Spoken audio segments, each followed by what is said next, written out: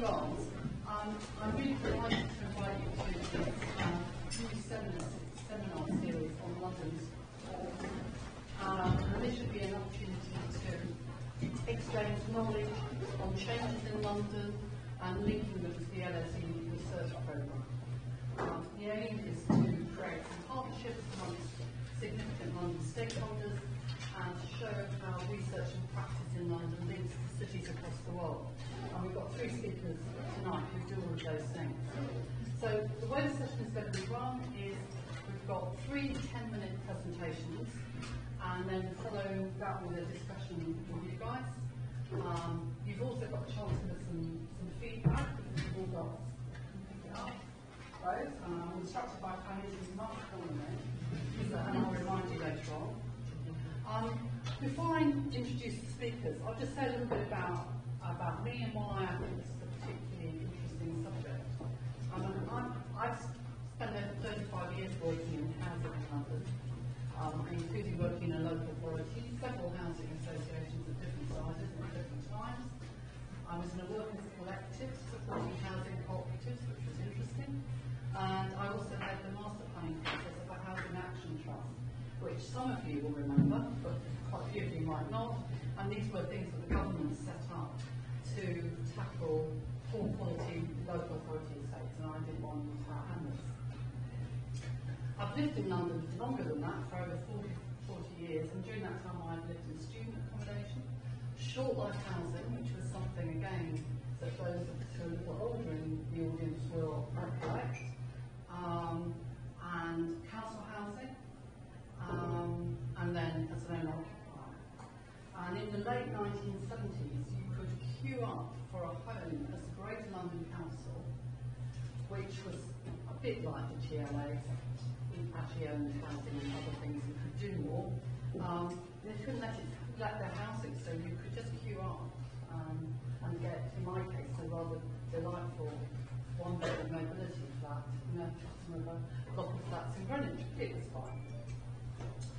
So we've gone from a position post-war of housing surplus to now being in a position where we've got a very significant housing crisis. And we've got a lot of people living in housing that's costing them too much. And we've got huge growth in the private rented sector. I think the private rented sector now exceeds social housing sector, which is just extraordinary because when I went into housing in London, the private rented sector was about 1%. It's now, I don't know, I'm looking at the facts, I've got someone who's got about 30%, it's about 30% now. It's just extraordinary. And the private rented sector is often poor quality and overcrowded. We've had issues about the quality of London's homes. Probably always happened from Roman times onwards. But certainly from the Second World War onwards, mainly we've had issues about quality. And it's really only in the last 30 years that we've got into an issue about enough places for people to live in. And it wasn't until the early noughties that actually exceeded the population that London had pre-war. So we can't provide people decent home, and sometimes not even a home at all. So we all know that cost of sleeping is growing, owner occupation is too expensive for a significant proportion of those looking for a home, and disrepair is high in the owner-occupied sector. If you want social housing, whether it's council housing or housing association housing, you have to have very significant needs, and even then you will wait an awful long time before you get a home. So more people are living in the growing private rented sector, often in overcrowded and poor quality housing, and even where it's good quality, it's often expensive and insecure. So if you are at the younger age group and you're renting, the likelihood is if you could find a way to buy, you would be paying less. And of course, the way the government is spending most of its capital programme is on Help to Buy, which you can decide whether you like or you don't. So the development of, the opportunity for Londoners to really have much of a say in where they live and the quality of what they live in, be able to affect their housing choices and engage proactively, not just around their own home, but the neighbourhood in which they live in. It's really, really limited at the moment. If you are younger people trying to buy a place and you take the government shilling to help to buy, who wouldn't, you're going to live in flats. They're probably very dense, and then some of them will be very high rise. And that might be fine, but you're quite constrained in the choices that you make. So, having been involved in a number of housing roles over the years, it always seemed to me that where tenants, where the residents have been able to play more of a role in shaping their homes and in their broader environment, they almost always, that means the better places that are going to last longer. Whether it's local authority tenants, on the state regeneration, or housing co-ops, or there are various models. You land up with something that's more satisfactory. So in that context, the growth of things like cohousing, community land trusts, the opportunity for people to really do something about their own housing needs and to live somewhere that's nice and with a range of different housing tenures and typologies in the area, in the place that they're living, seems to be fantastic. And if you add on to that the opportunity for community space and potentially workspaces and other things and good landscape, then it becomes something that we should look at, not as a solution to the housing crisis, but as another way of helping people get into much needed homes. So that's what we're going to talk about this evening. And we've got three experts here tonight, and I'm going to tell you a little bit about all three of them before they speak, because then we can just get on with it. So, first speaker is Melissa Fernandez, Dr. Melissa Fernandez, and she's an urban sociologist, a lecturer in urban futures at the University of Lancaster. She has a background in international development, women's studies and philosophy. Her work has focused primarily on housing issues, drawing on the twin framework of homemaking and unmaking, which I think is a really interesting concept, with a feminist slant. And she's pursued a range of questions around urban dispossession and exclusion in the UK, Europe, Latin America, South Asia, and the Caribbean. But over the past 7 years, she's been researching and writing about the production of alternative, collaborative, community-led practices, notably senior co-housing schemes. And there's a very interesting approach to how you cope with getting older, which is something that is interesting me hugely at the moment. And this is included looking at the social community life of new senior co-housing, mostly in the UK, but also in Holland and the US. And that sounds fantastic. And then Zora Chiang, behind me, who's an architect and who works in regeneration at Croydon Council. And she's driven by a desire to create great places to live through high-quality design and involvement of the community.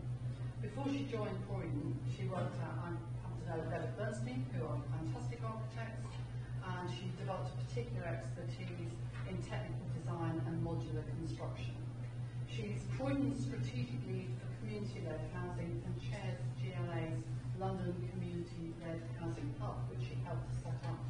And she's also an experienced Housing Association board member and likes to promote change through collaborative working. And finally, we have Gabrielle Neves de Lima, and she's a research assistant at the Geography and Environment Department at the LSE, and is the author of this, which you've got, I think, in front of you. She's got a background in political science and urban policy.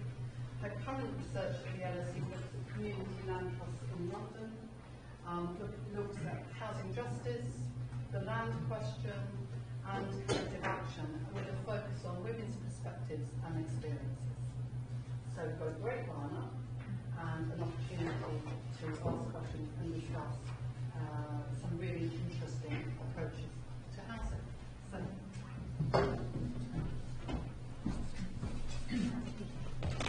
Hello everyone, thanks for coming.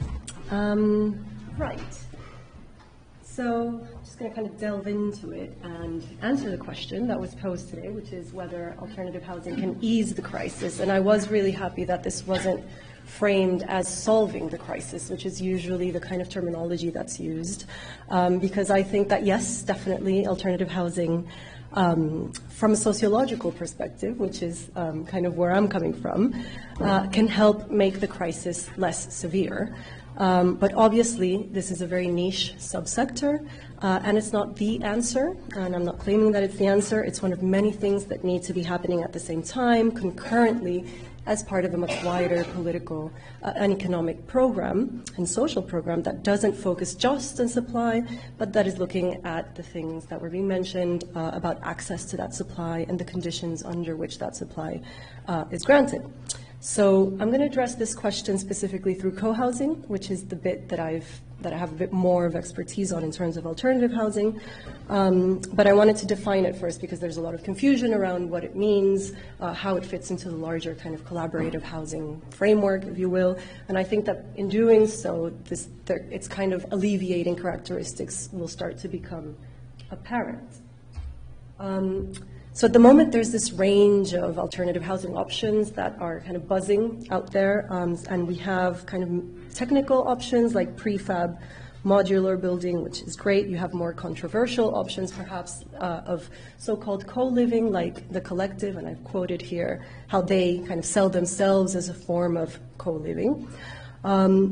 But really, these are designed and they're managed by for-profit companies, private companies specialized in house sharing for what is the so-called nomad digital generation. So it's a very specific kind of product with a very specific kind of clientele. It's almost student-like accommodation, very small rented accommodation. So co-housing is not that, so I wanted to clarify.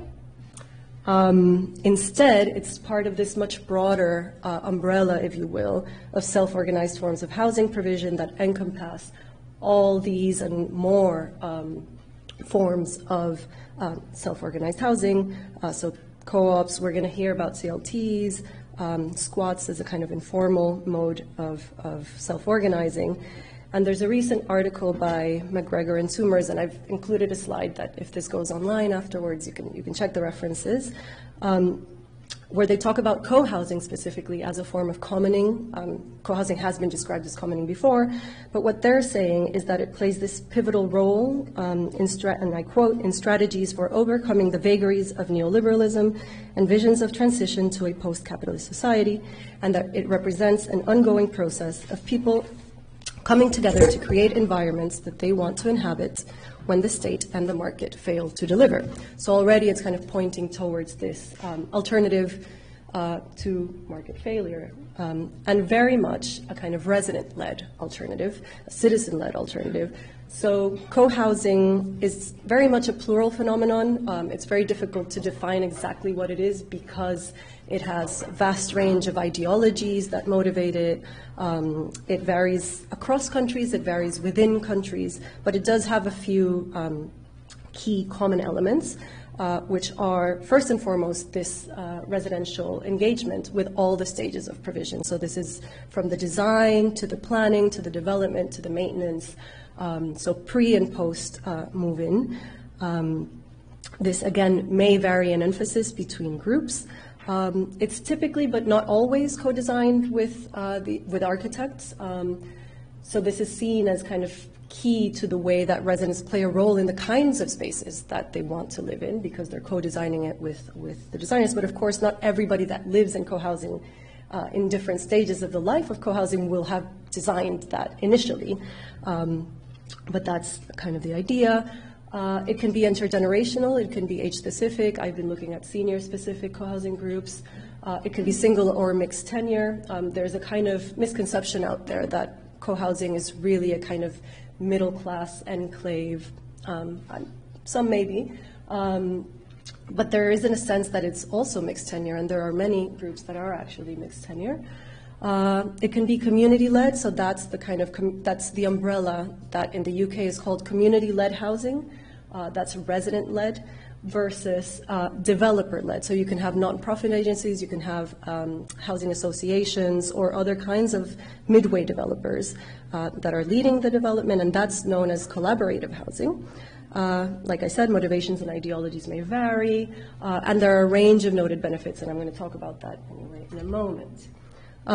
So in terms of answering the question, I think perhaps most straightforwardly, yes, we know that from a kind of supply side, producing more of these projects will add numbers, it will yield more housing, but I think what's interesting about cohousing is not so much that, since we know it's very niche and actually the numbers are very small, but that it provides a wide variety and range of housing that responds directly to what people want.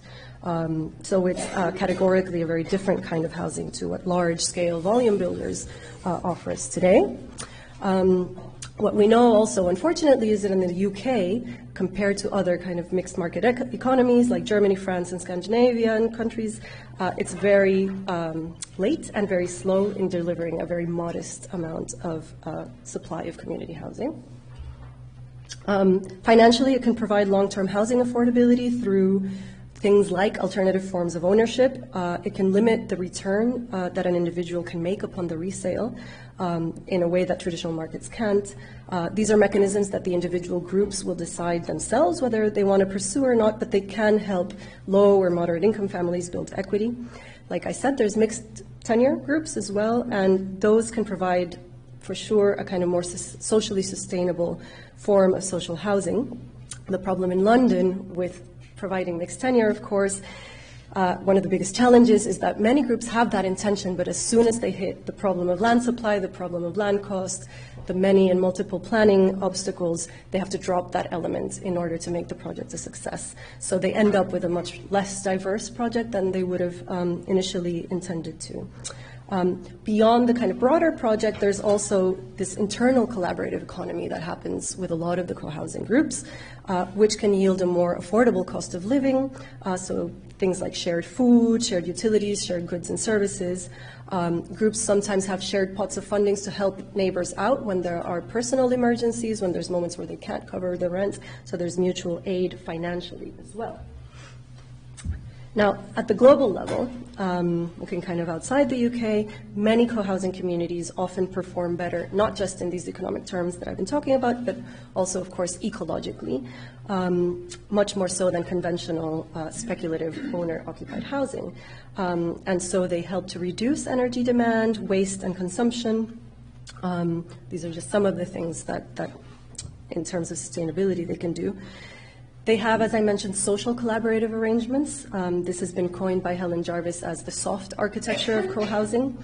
And that happens internally to foster a kind of shared know-how of practices in the community and practices of how the building works. And that actually makes a huge difference in terms of future maintenance costs and how residents can take over the maintenance of their built environment.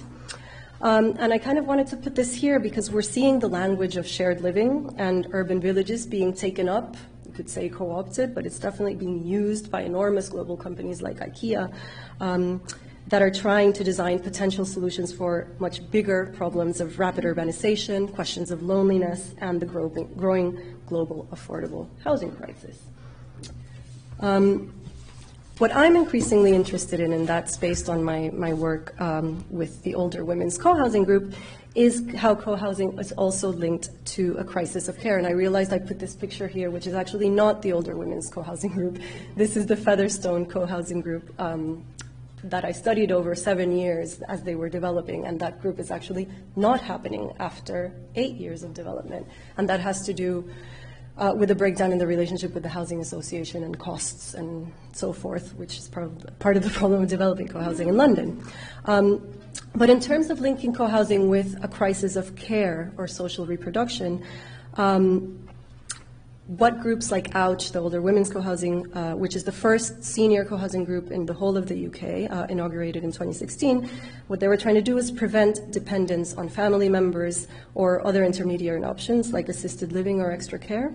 And the idea is that through these forms of mutual aid, very socially connected communities, internal connected communities, that they're going to provide an alternative to traditional discourses and practices of aging, or what we think about as aging home and family, in later life.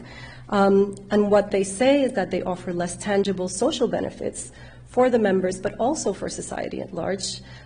So there's increased well-being for the members of the community, but also a reduction of public costs, presumably. That hasn't really been proven by evidence. We've been trying to pursue that in our research. I see I have a minute, so I'm going to rush. So what I wanted to say is that if the crisis that we're referring to, I'm trying to think about crisis more broadly, if it's connected to a crisis of care, if it's connected to a crisis of social reproduction, to a crisis of affordability, the environment, then cohousing, I think, can be understood as a kind of multi-level response to that very complex reality. And when planners or local authorities learn from the cohousing development process and experience, and they do things like integrate social sustainability and notions of cooperation into, for instance, criteria for developer competitions, then this very intense lived value of dwelling is officially recognized and is going to enter the mainstream in a way that counters, or at least challenges, traditional speculative economic valuations of housing. I had a whole other thing about the problems, but I don't have any more time, so I'll leave it there. Thank you.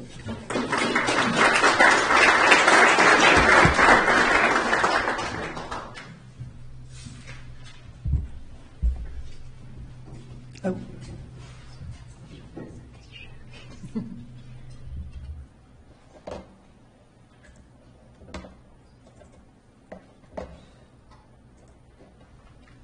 Thanks. Hi. Yeah, I was going to say just thanks to Phil, who is my research partner, and I'm indebted to him for some of the slides in this. So thanks. Yeah, and some of this work is a bit about my journey moving from architecture, pure architecture, to working for the council, working as a regeneration manager.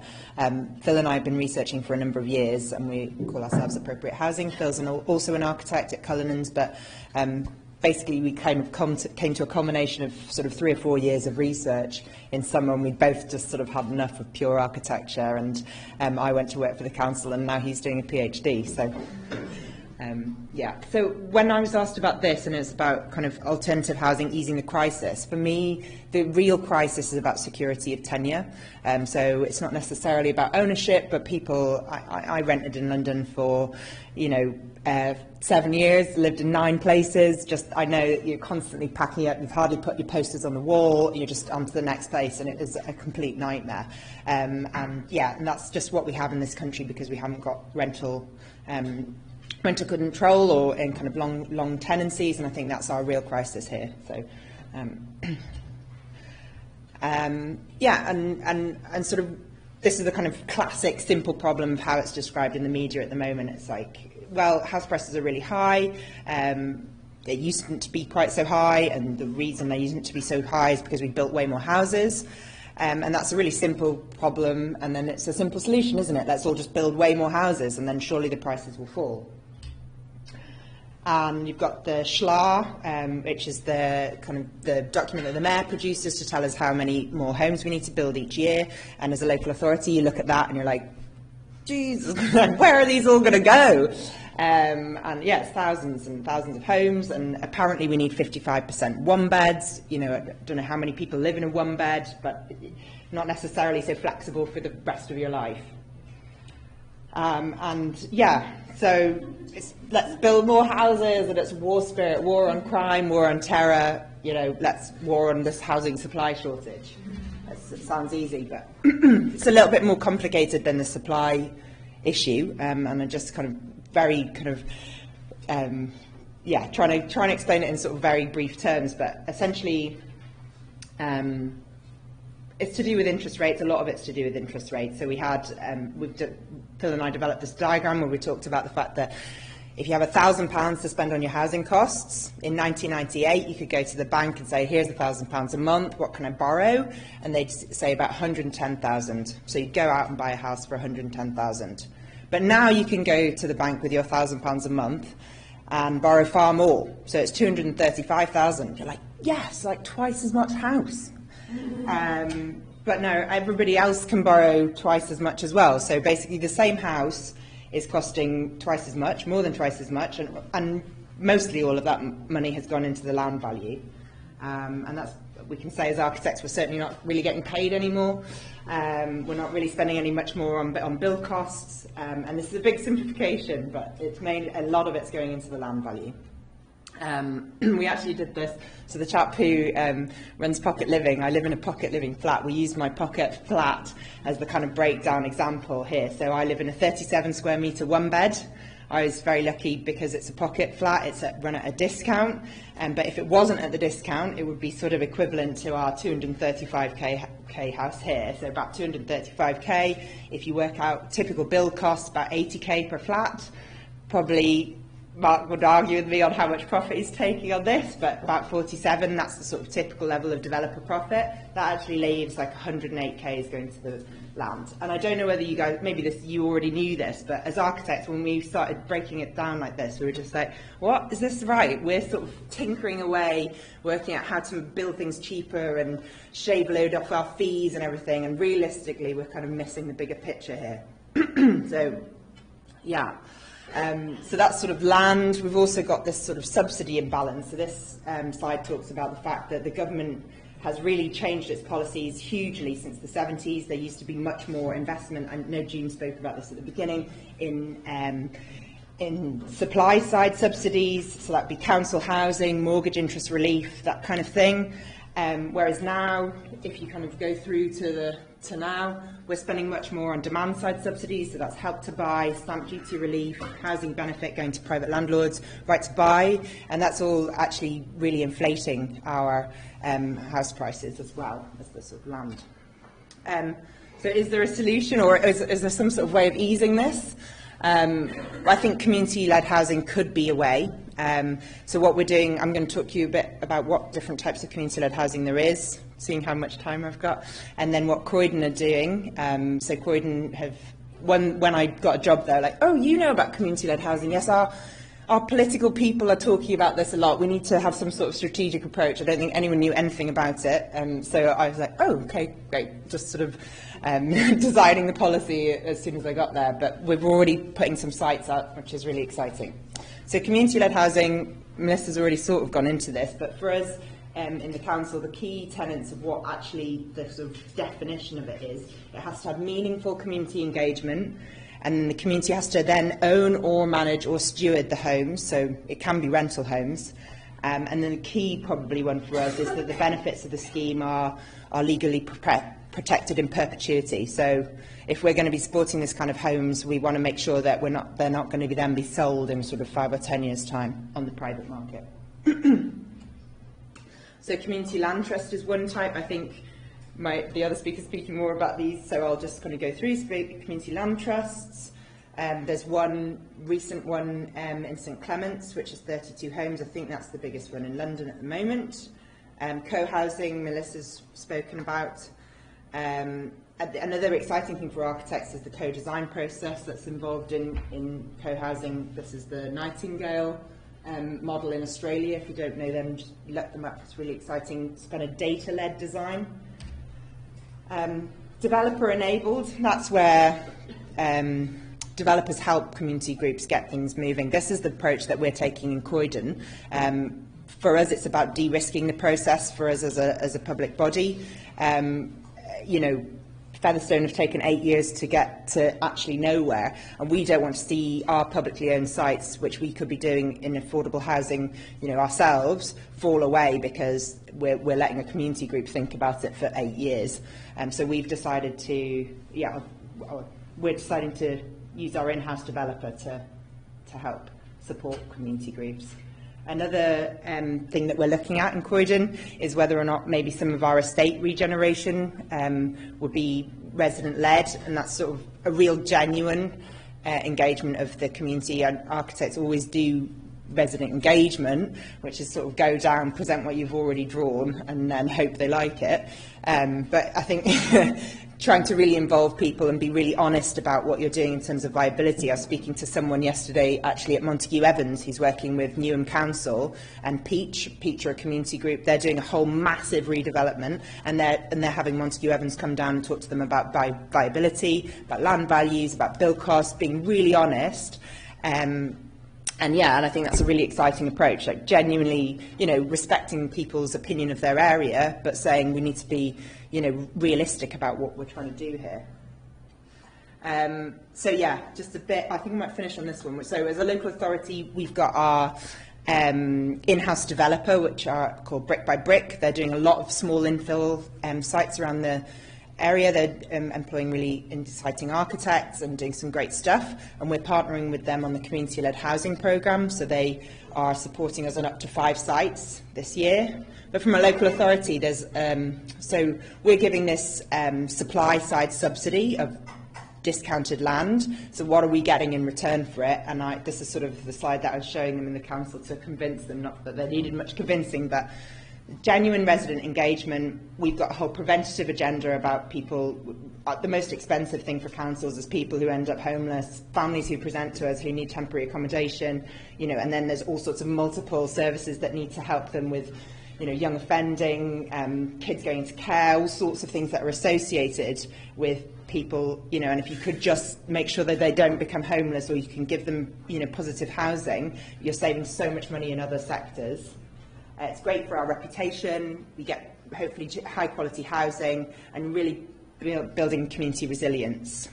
So we're trying to tackle some of the challenges in terms of the risk and the kind of perceived resource issue through the support of Brick by Brick, because they're kind of really providing that kind of professional, they're going to stick to the programme, they're going to make sure that we're delivering on time and on budget, and tackling that development expertise gap.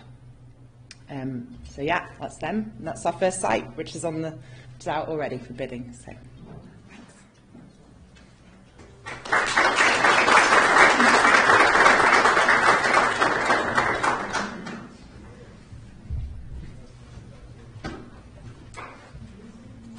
Do I have to speak on this?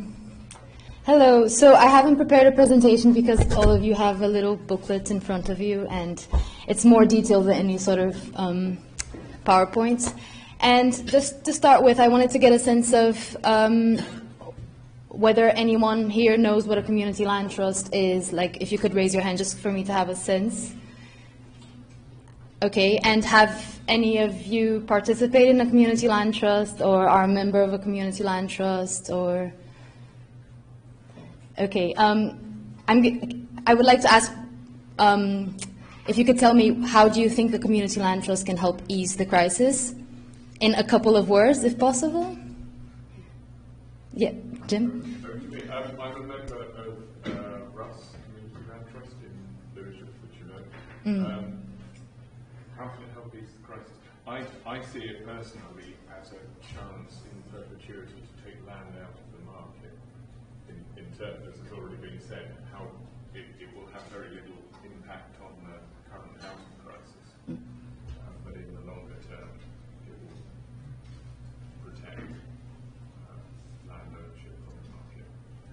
Okay, and would you like to say something? No, I agree. That's why we're, so there's 3 tenets of community-led housing. The perpetuity protection is really important to us. We're still sort of looking at right to buy implications, because that's sort of an area of policy which is still being discussed. Are community-led housing organisations insulated from right to buy? It's not really been tested yet. We hope so.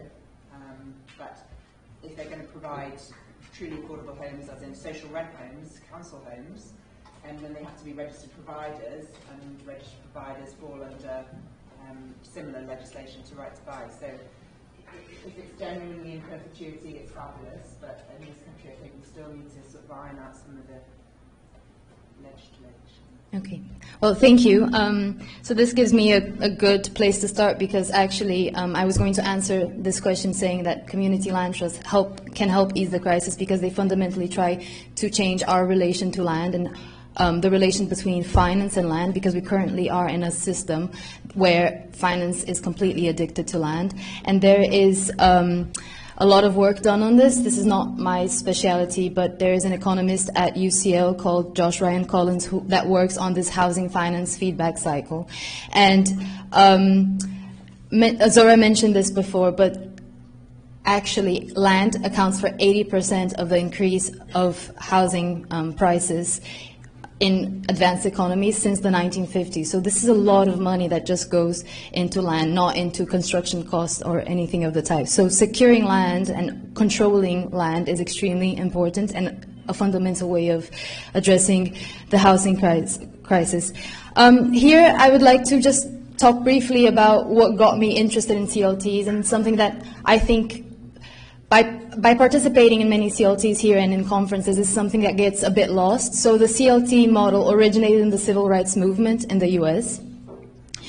And it was not set in stone in one particular go. It would develop through time.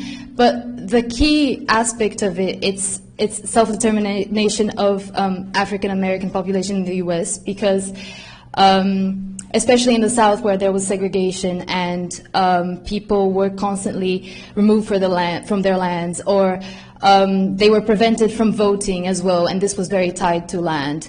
And so the CLT model was a way for allowing people to have the right to housing, have the right to economic subsistence, and it's been used in diverse ways in many different places around the world. And I actually got to learn about community land trust because of the Chicago anti-eviction campaign, which is in Chicago. And it started out as an effort to prevent eviction, and because of the demolition of council estates due to a program called Hope 6. And later on, because the public housing was demolished, it was used in order to do what they called home liberations, which was basically to get homes that were foreclosed and that were empty and put homeless people who had suffered from foreclosure into those homes, as well as fighting in court. And what they noticed, though, was that in order to secure this what they had done, they had to have control of land, otherwise they would just lose it again and again. And so basically the community land trust is there for that, because unless we are able to redefine our relationship to land and who controls land, we are constantly going to have to keep on fighting the same problems, and we're going to constantly have housing crisis. And I think that in the UK it's quite an incipient model. It started more in rural areas. And in urban areas, it's a particularly difficult model to push for, because in places such as London, land is extremely valuable. And so there are two examples that I can speak of that are trying to create a community land trust in large sites, which is in Camley Street in Camden, and in Haringey, so it's in the St. Anne's site. So far, they're still negotiating, but the ownership of land is a real question, because, for example, in Haringey, in the St. Anne's site, the land was bought by the GLA from the NHS for 50 million, and there is no community group that has this amount of money. And you also have small site policy. So the small site policy is quite a new thing, and it's aiming at delivering at least 25% of the housing targets through small sites. And we have one example that kind of was a precursor to the policy, which is Russ in Southeast London, Lewisham. And it's a very innovative model. And Zora mentioned this before, but CLTs can also be used as a community-led council estate regeneration. And there is a historical example. Although they did not call themselves a community land trust in the past, they kind of function as a community land trust, which is Walterton and Elgin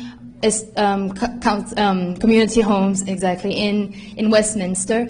And it's fascinating what they have done, because they have allowed for the people who were there to continue living there, and for those homes to be still affordable for similar households, and they actually managed to prevent that those two council estates from being completely privatized. And there's a similar struggle going on in Hammersmith and Fulham, and these are the West Kent and Gibbs Green community homes, and the fight is really, really long. It's been 10 years, I think. So there are real possibilities with the CLT model. Community groups are coming up with all of these different ways of working with it, but they are encountering really big challenges, especially in London, because they fundamentally want to change land relations, and in London this is particularly difficult. And so if you have any further questions.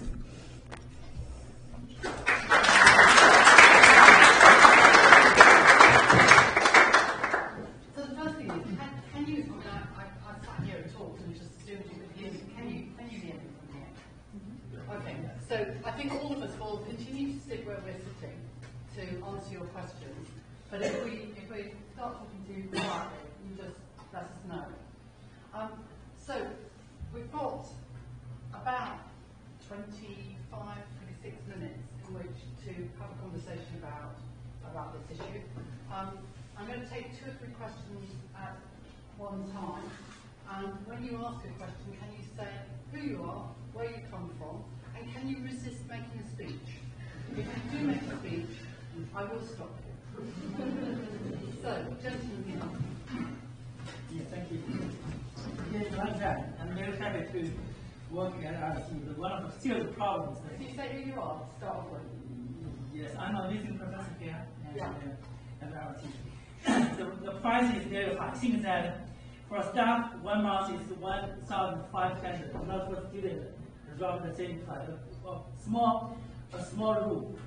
Yes, and it's like that. And I couldn't understand why the UK, as you said, that follow kind of policy push to own rather than rent policy. As for the co-housing and community-led housing and the trust, I think that is must, but you try to control the price.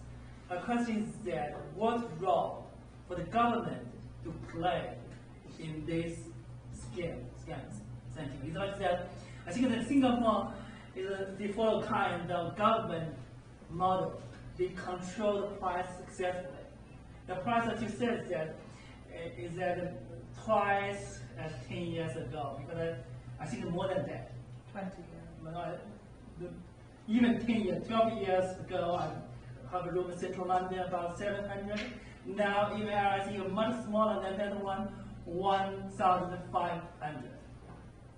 Okay, so I think what you're saying is, first of all, you don't really understand why we push. It's the government, the role for the government. Yeah, so first of all, you're saying you don't know really why the government pushes home ownership rather than rent, and what role could the government play to promote community-led housing. That's great. Can I have another question? Yes, sir. One way for Can you say who you are? Yeah, my name is Alina Conbury. I'm a planning and built environment professional. One way to promote this is through allocating a percentage, to say you have 10% or 20% for the 10-year types on larger sites.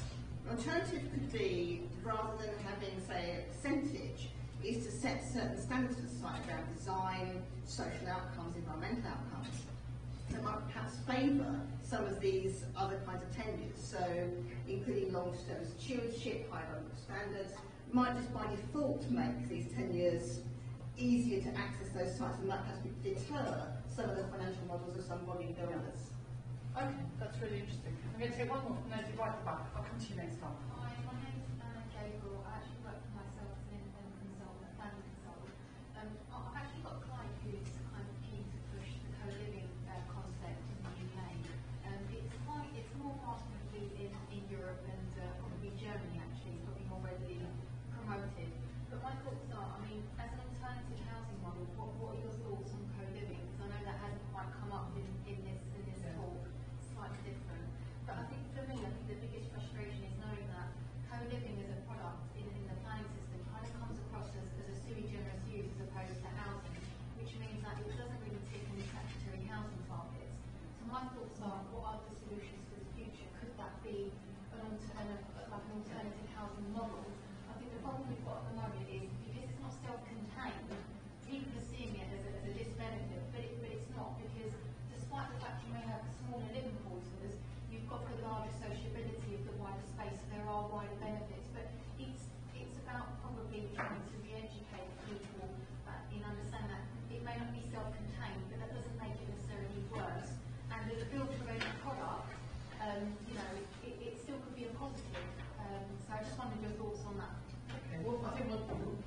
that one first. Melissa, you can talk a little bit about it. Probably more critically. Yeah, co-living. I suppose, just to say one thing, is that, as you mentioned, yes, it kind of promotes greater sociability within the context of the project. And one of the areas that is highlighted as potentially problematic is that it doesn't really then connect to its wider environment. And so these activities that it fosters are very kind of insular, if you will.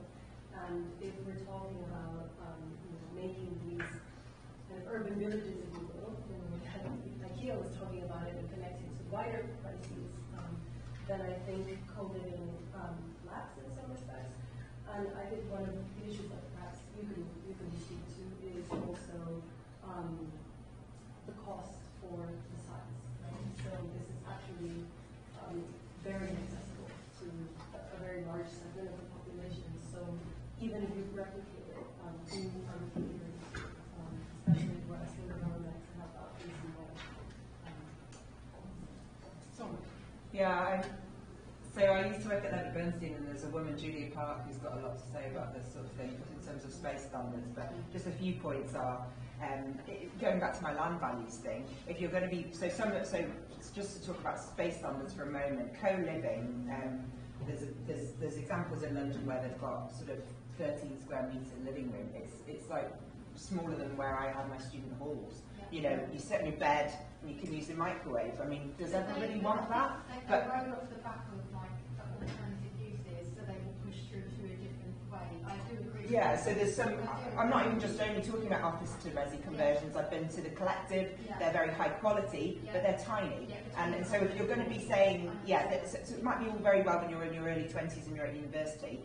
How are you then going to make sure that nobody gets married, brings that person in there, has a kid? You know, you can't kind of. But it's not geared up for that. It's geared up for a certain place in time. And I think that's the key. But I just think if we're building cities and we're thinking about building buildings for the future, is this just like sticking a plaster on a wound? Like it's just kind of providing an immediate like need for those exact people there, but it's not really thinking about. It's not being realistic about like the long term of what we're creating in our cities, and it's really pushing up land values. So if they can charge £1,000, and they are £1,000 a month, and maybe they do your laundry, but I bloody hope so for £1,000 a month, for a 13 square metre thing, then how many can they fit on a? You know, it's just that's exacerbating the problem so much by pushing up land values. I really am. I'm so against them. I'm really sorry. I think the person that I'm working with isn't thinking on the lines of, as you saying, like being stingy in terms of space. We're actually looking at being more generous, actually. Well, then do the proper space standards and apply for planning permission, or negotiate an appropriate deal like Pocket Living have, where it's 37 square metre, one bed, one person. Clearly, they can't guarantee that we're not going to be families in there. There are different. Okay, after the do contract. I think you've got a sense of what people feel. So the next one was why does government just push home ownership rather than rent? And what role could the government play to promote community-led housing? Well, we could spend the rest of the seminar talking about this one, but we won't. Do you want to say something? Yeah, so I think government should take community, for example, community land trust much more seriously, and not circumscribe it to a niche type of housing, because I feel like this is what's happening in London, where it's being catered to the small sites policy. And I actually have a quote from a representative of the Ministry for Housing, Communities and Local Government, which I thought was quite surprising. He said this in a conference in the beginning of the month, which is a community-led approach will take the most difficult, awkward, expensive, ridiculous sites, which other developers are not interested in, because that is where people want housing, and not because where you can make most profit. So I thought this was interesting because it kind of creates this whole new market in which that one, COTs can buy have land in that market and develop in that market, but they are going to have to use a lot of voluntary labor from its members. They're going to have to use a lot of pro bono and discounted advice from supporters and consultants.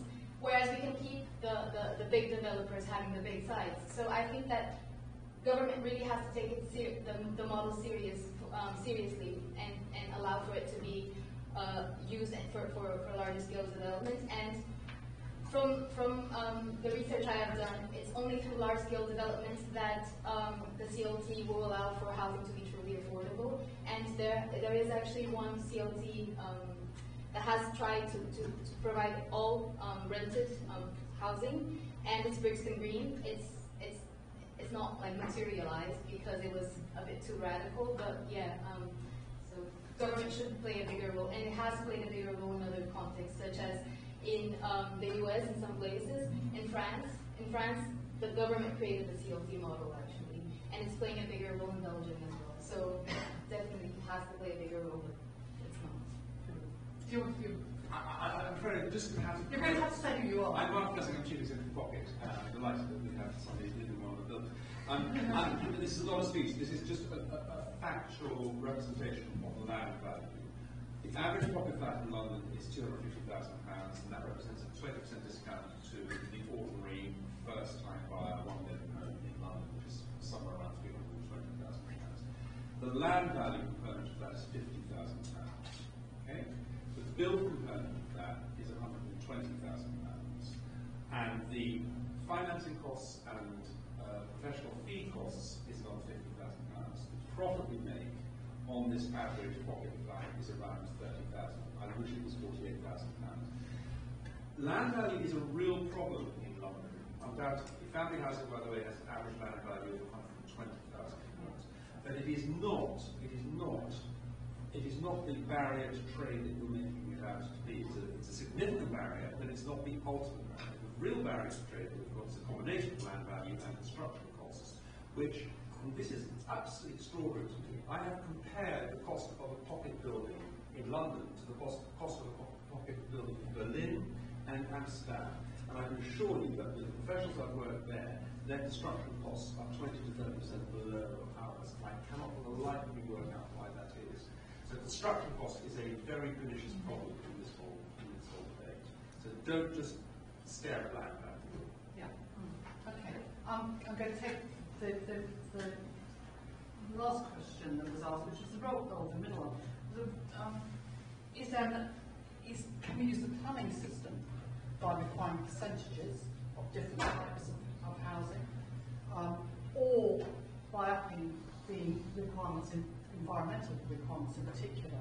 Is that going to help more housing, co-ownership, community land trusts, etc.?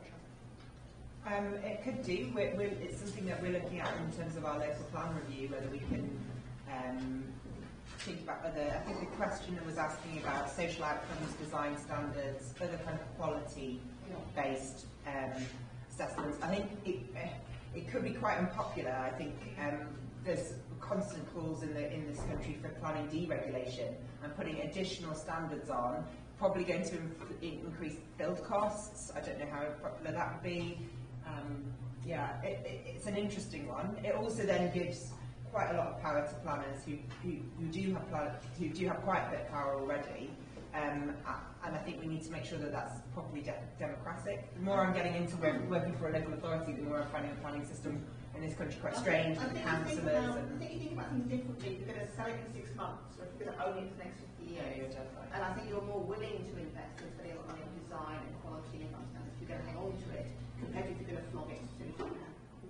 Yeah, so would you put a requirement on the type of ownership into the planning agreement? No, I think by default you'll get those ownership types if you put those standards in.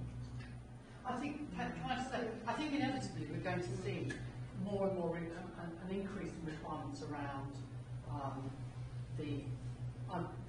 I use the voice term, greenness of buildings, and we're already seeing Philip Hammond as Chancellor, surprisingly, rather than that housing, I can't remember what they call these things, housing communities, blah, blah, blah. But he's announced that within the next, I think, 10 years or so, we're not, I think it's actually rather less than that, we're not going to be allowed to have gas in new homes anymore because of issues to do with pollution in the house. But the consequences of that are we're going to have all electric homes. The consequences of that are that the house builders and developers and everybody else is going to be very conscious about how much it's going to cost to run those homes, and the consequences of that will be that we'll be back to Sustainable Homes Code 4 or 5, for those of you, does anybody know what I'm talking about? Which is what the Labour government had in place to try and up the quality of the sort of environmental factors to do with housing and to reduce carbon emissions. So, I'm not sure that will then drive a change in tenure or time. The planning system can and does to some degree through Section 106 and the requirement for social, affordable housing. But actually, your theory, and I think it's a fantastic theory, which is that if you're going to own property for a long time, you're going to build it better, doesn't always work. And I think you simply have to look at some parts of the housing association world where the drive to build is, and the fact that there's very little grant around is having some impact on standards. I mean, I do think they're trying really hard. At the moment, we've got a government who is not investing very much in anything, and housing is fairly far down the line, and they are very interested in promoting home ownership because they broadly think that people who own their own homes have all that to vote for. So, let's move on. Gentleman with the beard. So I'm a researcher at Central London, also used to work for London Authority for several years. My question is really directed to all of them. Gary has slightly touched on it already a little bit. It was about to what extent the kind of political appetite for community-led housing, how far it really goes.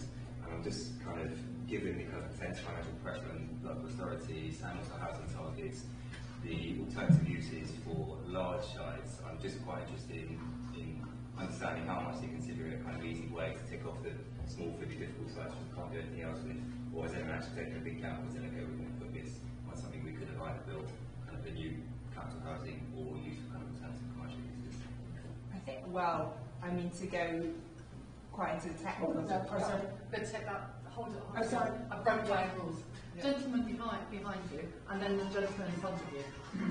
My name's Bill. I'm doing a PhD in housing-related issues at the School of Architecture. Yeah. My question is about disposal of land that belongs to the states, whether it's the local authority or the NHS or the government itself. And obviously, the expectation is essentially it's our land that's being sold, and obviously I'm conscious that as somebody who maybe considers themselves part of the ownership of that, it obviously has to be sold for good value, doesn't it? Because you can't give the state's assets away. So how do you cope with that? I think particularly this must come up in your Croydon situations. Or how do you deal with balancing, the competing issue of getting that value and also the value of the thing that you're for whom you're kind of giving it away, or giving some of it away, or giving it to a much cheap price? How do you manage that? Okay, and then. My name's Richard Lee. I'm not a researcher. I'm not a planning consultant. I'm a community activist. And my question really is about, as you were raising, I think, in your last intervention, around maybe there's a need for more ambition.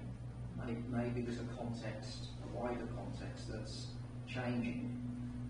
And I'm interested to hear from the speakers what would be the precise policy that they think would support and enable a significant scaling up of community-led housing. And it seems to me that, and maybe Gabby can say a bit more in her answer, that 20 years ago I was involved in a project looking at the United States and Community Land Trusts. 20 years ago, and we were looking at schemes there which were in the thousands, whether it was Vermont, New York, Boston, well-established schemes in the thousands, not 20 units here and there. And people like John Emmaus Davis, who I believe is still very active, what can we learn from how they did it to actually help us to imagine a policy for a change of government, which isn't a very pragmatic response, which a lot of the discussion's been about so far, but what would be a specific policy that we'd be putting forward to the government, which may want to take a rather different approach? Okay, so I think we've got two questions that kind of fall together, which is, we've got big sites, some of which are publicly owned.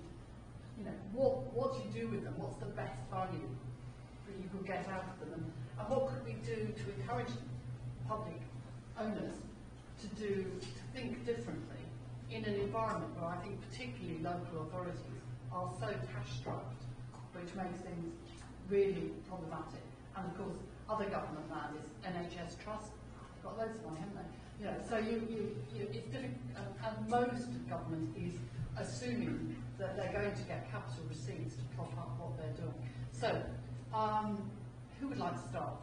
I'll just say something brief. From the kind of cohousing experience, I think a lot of projects that actually don't go through and very quickly as they're imagining is because local authorities are turning down and saying, actually, how can we get the value that we need to get? So I think connected to the second question, there needs to be, yes, a radical kind of an ambition, and stated ambition that convinces the local authorities in a way that this is giving them the money. And to me, this has to do with using land for the community in the way that communities and residents are saying that needs to happen. So I think we end up always coming back to this kind of top-down version of what things need to be. And I think if we learn anything from Green Land Trust and from cohousing, is that it is these groups themselves that are often local, but not necessarily that are saying what this land should be used for. That's not just about residential use, but actually mixed-use developments. The other thing I wanted to kind of plug in there is that I think there needs to be much more government intervention in terms of professional support. I think part of the differences in some other European countries is that governments in the past have actually put the money in enabling a much more solid professional infrastructure than the one that exists here in construction, but also in terms of consultancy and what you described as happening in Croydon, with having professional developers kind of work with these groups so that this is happening at a wider scale and we can prove that these models actually work. And I think if that's not happening concurrently, the slowness of the thing will keep happening, and we won't have the examples to show that this is a good thing. Yeah. And then just to take the two questions at the same time. So, are we doing any large sites? So, local authorities, Croydon has had its capital has had its budgets cut from central government by 75% since 2010. And we spent 80% of our revenue funding of our funding in general, on adult and children's social services. So the region, so important. It's really a tiny drop in the ocean compared to what we're actually doing. We're looking after vulnerable families, we're looking after vulnerable children, we're keeping people off the streets. We've got huge budget deficits, and we're actually using our land, brick by brick, are mainly doing plugging our revenue deficit. So we take money in as a council in two forms. We've got capital receipts, so capital income from land. So when we sell land brick by brick, they give money to us as a land receipt. We can only use that money for capital expenditure. So that's like other infrastructure projects, building stuff. We can't use that on adult and children's social care. So what we're doing brick by brick is we loan the money, and we can loan money at 1%. They borrow it from us at 6.5%. That 5.5% difference. That's millions of pounds over a few years. We're actually spending that on our adult and children's services. And then the third stream is profit. So they make, say, 20% profit on the private developments. We're using that profit stream to, again, plug our revenue gap. So when we run out of sites, I'm not quite sure what the plan is, but yeah. So for my argument, and this will come to sort of Phil and I's research, is that there really needs to be a long-term income stream from this kind of community-led housing. That's how we really scale it up. So at the moment, there's a lot of long-term finance in the market, as in like patient equity, pension funds looking for long-term investments. And if we can turn that into then long-term income coming back from these community groups, then I think that's where we can get this balance. So in terms of state land, this might sound a bit radical, but places like the city of Zurich has stopped selling state land. They only give it on long leases to community groups. And so they're getting that long-term income stream from community groups where they're paying for the land over the long term, and it's a kind of perpetual, well, it's pretty much perpetual, 100 years. And they're not, the Swiss are really doing this very matter-of-factly, they're really interested in the money as well. So they're actually not really doing it as kind of like some sort of, oh, it's so charitable and good. They're kind of, yeah, this makes financial sense, because not only are we getting the financial return over the long term, but they're also getting the social value, the community value, the design quality benefits, all of the things that we think are the additional benefits, but it also makes financial sense. So before we go on to talk about what could a new government do to do something to make things different, I just think it's worth just reflecting on what Mark said about construction costs. And there are some quite interesting things, which I know you yourself are doing about prefabrication. And for the first time, the governments have been talking about what they've called in the past modern methods of construction for at least 20 years. But I actually think we're now getting into a situation where prefabrication is now going to be something that will be a useful way of improving both quality but potentially also reducing costs. But along with all the other things that this government has cut, tragically, it's cut when you look at education. You may feel it's crap if you're a student, but my God, if you want to go to further education, college and do bricklaying, that's where they really, really cut education costs. So we've gone from the situation where we've had a skill shortage in the construction industry for many, many years, and the reaction of the current government was to reduce the opportunity to train more, and the new apprenticeship scheme that they brought in is also actually perversely reducing the number of apprenticeships, not just in the building industry, but across the piece. And as the daughter of somebody who set up a building company, which is still going really rather well, I can tell you the profit we make on construction is something like 2 to 3%. So somewhere or other, somebody in the construction industry is making lots of money, but I don't think it's people who are actually at the front end of construction. I think it's slightly a mystery to me, but I absolutely agree with your figures. So can we now perhaps think about what, if we were a new government coming in, this is the four of us, and I'm sure it would be absolutely fantastic, and it would be a much nicer place. And we were just wanting to try and tackle just the housing thing rather than all the other things that have been done badly. So let's start off with you, Gabrielle. What would you do to promote more people-led housing? Well, I guess I think there are many things that need to be done, as Melissa said in her presentation. It's a series of policies. I think there needs to be more regulation of the financial markets. There needs to be, I think, a reallocation of sources of money, because, and here's coming back to the question of value for money. And if we just look at a small-scale project, which is Rose, they are cross-subsidizing. They got no funding for social rented homes, and they're cross-subsidizing for 5 social rented homes within a 33-unit scheme. This is definitely value for money, if I could give that opinion. So I think that it's knowing how we are spending public money and reallocating this public money, because a lot of public money is used to subsidize profit-making schemes that don't cater to the needs of the local people. Yeah, I think basically the government should be investing more in schemes that are co-housing-like. It doesn't have to be co-housing specifically, and I think they should be mixed tenure. And similarly, by enabling mixed tenure, what you're doing is you're really putting in social housing, which we know has been going down and down and down for decades. So I think co-housing needs to be part of a new and much improved and much accelerated provision of social housing. And there's examples right now, especially in Italy, where that is taking place with the help of government. And so I think we just need to look a little bit further afield and play those kinds of things. Yeah, and I'd sort of say, echoing these guys, it's about, this supply side subsidy of potentially land, but it could be in terms of these long-term income streams. When Phil, once you've done that PhD, maybe we've solved the housing crisis, I don't know, but there's really something about tying up all this money that's sloshing around in terms of these pension funds with this sort of desire to create good places. It's a bit like thinking back to the great estates, you know, these really long-term landowners who look over hundreds of years. It makes perfect sense for them to invest lots of money in their streets and their shops and their homes, and I think that's hopefully what scaling up the community-led housing sector could look like in this country.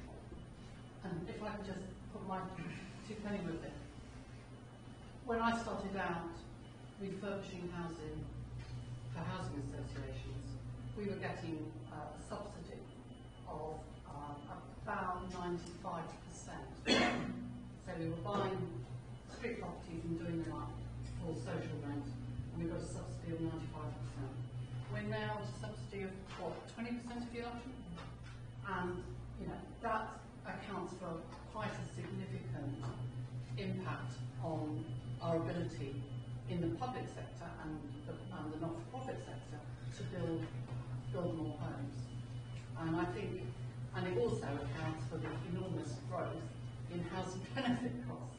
And if, you know, what would be the most amazing thing would be if we could get agreement amongst the political parties about a future model for providing housing of all tenures in this country. Because what we do is we flip-flop back and forwards, and it's difficult for any part of the house building process to provide sort of a long-term solutions, because every time the government changes, you get a different subsidy system. And I think that's very fundamental.